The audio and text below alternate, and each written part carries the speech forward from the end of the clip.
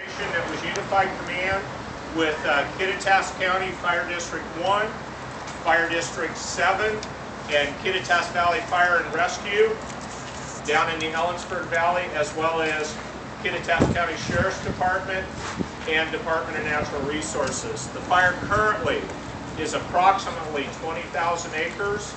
We know there is approximately 60 homes lost, and it's very much on approximate. Yesterday, the folks that staffed this fire did a heroic job of making sure they protected life first and getting people out from in front of this fire. I've been in this business for 35 years, and this is certainly one of the significant events of my career. The fire behavior is what I would classify extreme. We're expecting very similar conditions today.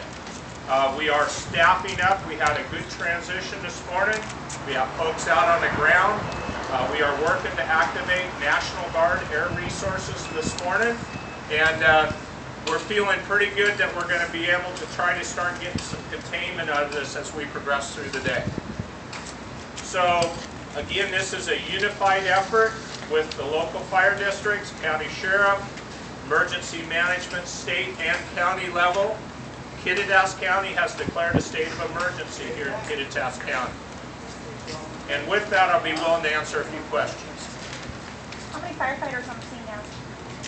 You know, I don't have the exact count right now because we're in a transitional mode, but we're looking to staff up at well over 600 firefighters through the day. How is the wind and weather affecting how the fire is taking right now? We're in extreme fire conditions right now. We had relative humidity that dropped down in the low teens yesterday. Winds in excess of 30 miles an hour out of the west. We're expecting high temperatures to bump into the high 90s today, and we expect again, a very busy day from a fire activity standpoint. We have some fire behavior analyst specialists on our team that are helping us to analyze that. They're working hand in hand with the National Weather Service, both Seattle and Spokane office. The high temperatures, how much is that, that adds the difficulty with fighting the fires and having to take out fire? Certainly, just like for any of us that are out in hot weather, hydration is critical. That's what we work with firefighters and first responders out on the ground. It is definitely a problem, but that's what we train to do, so we really work from a safety standpoint to make sure folks are well hydrated. How are you organizing for folks to go back out to their homes to see what's going on up here? You know, at this point in time, that the county sheriff controls the evacuation level in the state of Washington. That's the way it works completely. And currently we have significant parts of the fire footprint and adjacent in a level 3. That's a mandatory evacuation. But as it's safe to do so, we will be working with the community to get people back into their residences. But no idea on the timeline. Do not have a timeline at this time. Pardon me? You know, we have throughout the morning, there's been some additional evacuations on the northeast flank of the fire. Our flank of concern would be the north flank or northeast flank of the fire in the vicinity of 97 and north of 97. We were hearing 0% containment earlier today. How would you describe containment? You know, I'll stick with 0% containment at this point in time. Our goal through the day, though, is to up that number a bit. How many people have been evacuated? You know, the number that we understand from the County Sheriff's Department and Emergency Management is between 400 and 450. Also, significant number of livestock have also been evacuated. Lots of ranchettes, that sort of thing in this valley in the footprint and adjacent to the fire. When you say lots, what do you mean by that? Well, as far as livestock-wise, we've heard the number of 1 to 200 horses as an example, and those are being kept at the Kittitas County Fairgrounds. The 400 to 450, is that homes or people? People. You said air support. What is that? Basically, we've ordered, working with the governor's office, that decays a state declaration of emergency signed by the governor's office. I was just advised a few minutes ago that is before the governor. She's about to sign that. Once she signs that, we could have National Guard aircraft in here by 1400 today. And that means what? Fire suppression? It'll actually be heavy helicopters for bucket work. That's what we're looking for. You said 60 homes. Is that 60 homes or 60 structures? 60 primary residents we believe have been lost at this time, and that's approximate. How many others affected? Sorry, one at a time. How many others affected homes? In the footprint of the fire, we would probably be into the hundreds. I would say 200 to 300, but again, I'm working off of best guess. So are there additional structures, not ones that have been completely lost? Yeah, there's certainly some outbuildings also in the fire footprint adjacent to this. A lot of folks had small parcels anywhere from 5 to 40 acres, had horses, horse barns, that sort of thing, and some of those were lost as well. Is this on the direction to Ellensburg, and if so, how far from Ellensburg is it? It's staying pretty north of Ellensburg. The fuel type has kind of changed as we get on the very northeast flank into what we call shrub steppe. That'd be grass and brush. Very rapid rates of spread, but not quite the fire intensity that we deal with in a timber fire where we get crown type runs. So with any luck, we get the resources in the right spot. Hopefully we can take that part out of the equation later today. Is there any chance of it hitting the forest to the north? Oh, absolutely. This fire is definitely, when you hear 0% containment, this thing could go any one direction. I mean, it could go south, it could go north. We're very concerned about that. We have aviation assets on the fire right now monitoring that for us. The focus now is what? Is it still getting people out of homes and making sure homes don't burn, or is it containment? In a situation like this, when you're talking about a fire of this magnitude, absolutely life safety is number one. Public and firefighter safety. Then we focus in on point protection of improved property as much as possible, and then also we're working perimeter containment. Part of the reason that agencies bring in a team like us gives us some management skills to be able to focus in on containment and try to get this thing so that we can narrow it down and eventually get full containment on it. So do you expect more evacuations later today then? We'll be monitoring that through the day. Any injuries? At this time, we're not aware of any injuries at all. But then again, we've had a lot of folks. We've got night shift folks just coming off the line right now and stuff, but I'm not aware of any injuries. When you say it's not in the forest, can you elaborate on details that are being No, I don't mean to say that. There is multiple heads on this fire, but we do have about half the fire is in ponderosa pine Doug fir fuel types, so timber. We had short sustained crowning runs in that last night. That would be the part that is in the northwest part of the fire and then very north perimeter before you get to Highway 97. Once it crosses 97, that gets us more into the shrub steppe. And we also have, along adjacent to Highway 10, the Yakima River, we have two spots where it jumped the river late last night.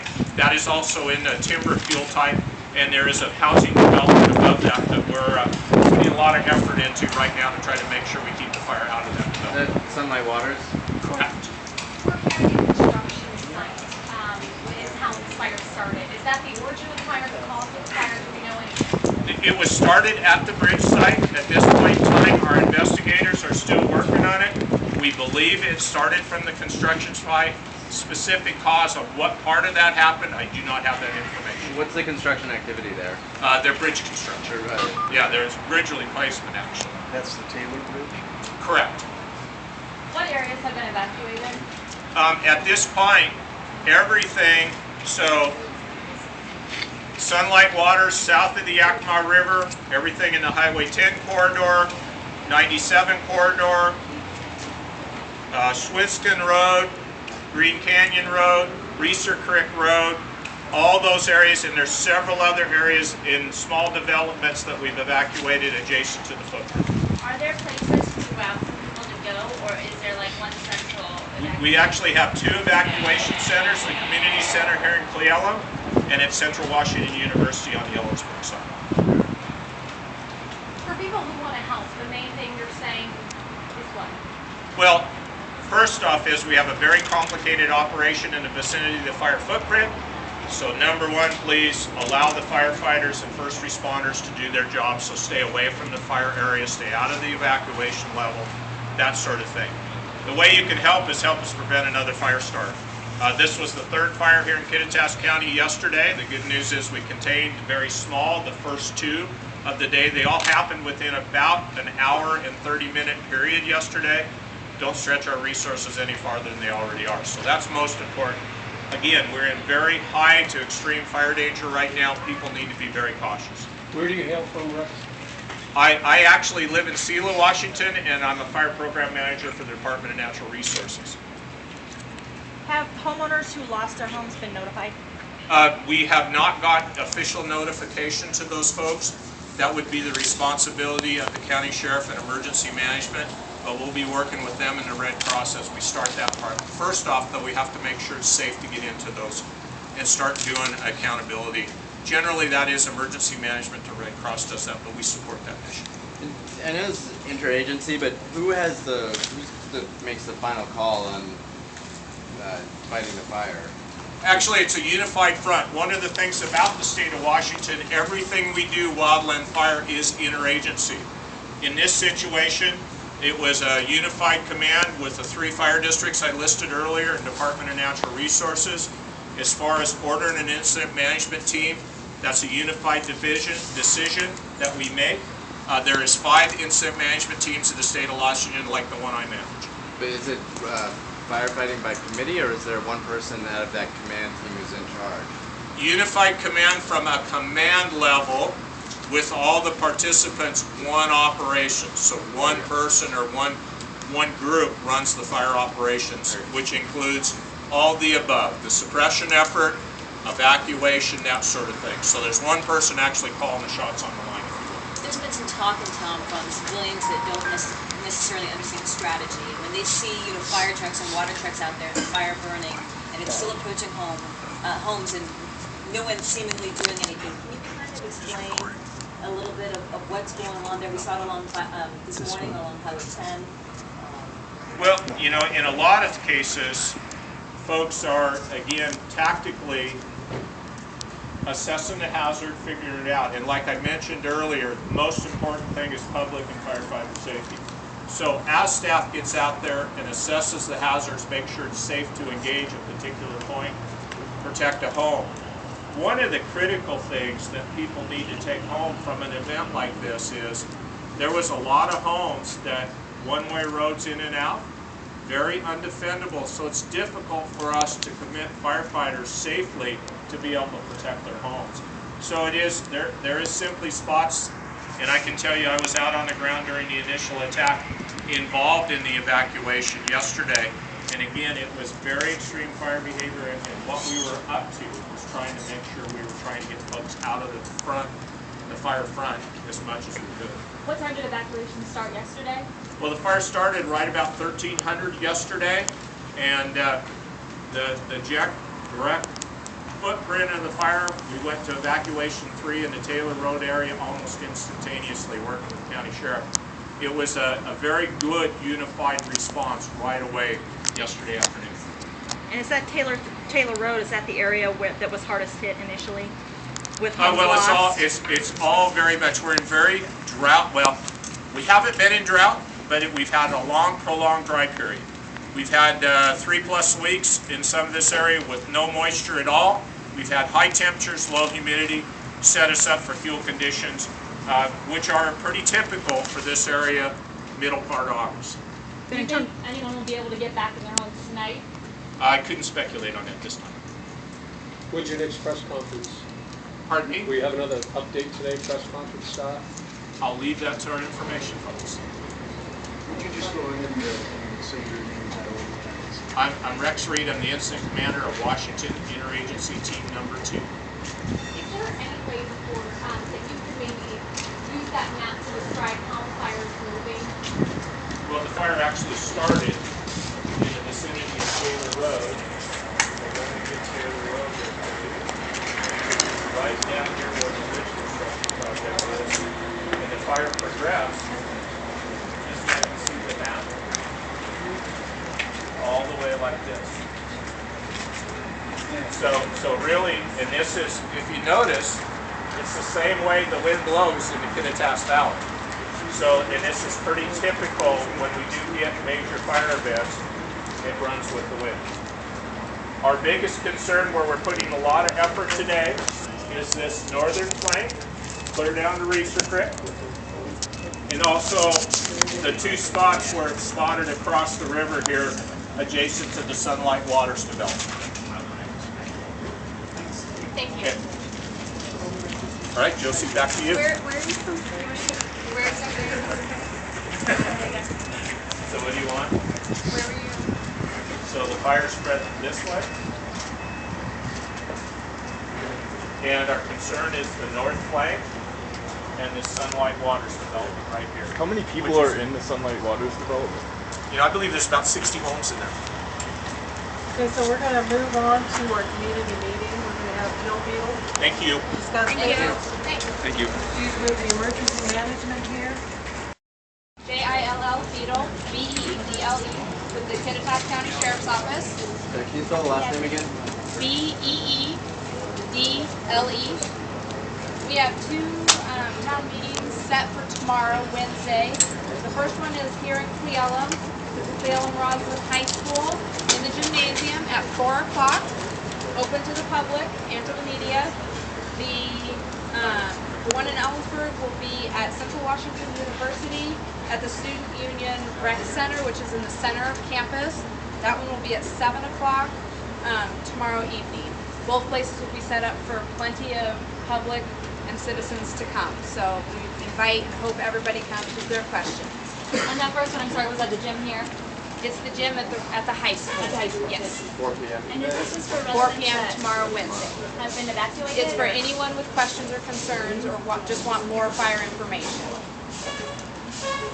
Any questions? So we have Nancy Jones with Forest Service. She'd like to talk about some of the burning activity out here, permits, things like that. Good morning, Nancy Jones. I'm the Public Information Officer from the Cleveland Ranger Station. We would like to know let folks know that the Cleveland Ranger District is open for recreation. We do, however, have a campfire ban in effect on the Cleveland Ranger District. At this time, no wood or charcoal fires are permitted anywhere on the Ranger District, that is including in the developed campgrounds. Pressurized gas stoves like Coleman stoves and propane barbecues are still permitted. At this time, we are advising people who normally recreate on the Table Mountain area, which is the area north of Ellensburg, they may want to plan differently for the coming weekend, just in case the fire does move that way.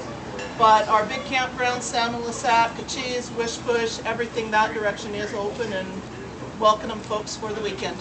Thank you. That completes this briefing. We will have another one at 7 o'clock here again. As we get that updated information, we want to make sure that we pass it on to you. Not today, probably tomorrow. So no any access at all? No access, no. It's just too risky. So we'll probably start to do escorts tomorrow as operations and safety allows that. We've got to get some resources in here to help escort the media as well. And when we begin to do that, if we could kind of team up so we don't have 20 cars driving in there, help out doing that. Thank you.